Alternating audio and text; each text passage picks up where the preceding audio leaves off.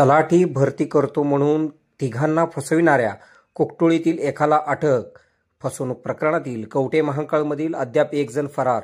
तलाठी भरती करतो असे खोटे सांगून तिघा जणांची 18 लाख रुपयांची फसवणूक केल्याप्रकरणी कवठे महांकाळ पोलिसांनी फरार असलेल्या विकास बापू पाटील राहणार कोकटोळी तालुका कवठे महांकाळ याला कवठे महांकाळ पोलिसांनी बेड्या ठोकल्या असून त्याला काल जत येथील न्यायालयात उभे केले असता 6 दिवसांची पोलीस कोठडी न्यायालयाने सुनावली आहे.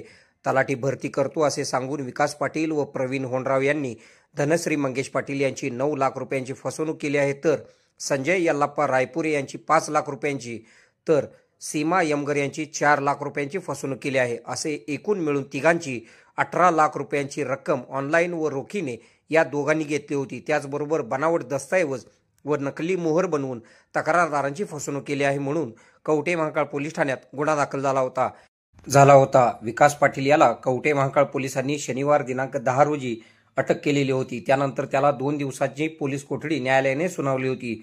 त्यानंतर पुन्हा काल त्याला जत येथील न्यायालयासमोर उभे केले असता न्यायाधीशांनी 6 दिवसांची पोलीस कोठडी सुनावली आहे. या प्रकरणातील प्रवीण होंडराव या संशयित आरोपी अद्याप फरार असून पोलीस त्याचा शोध घेत आहेत. आपल्या भागातील बातम्या पाहण्यासाठी आमचे न्यूज चॅनल सबस्क्राईब करा व लाईक करा. के मराठी न्यूज नेटवर्क.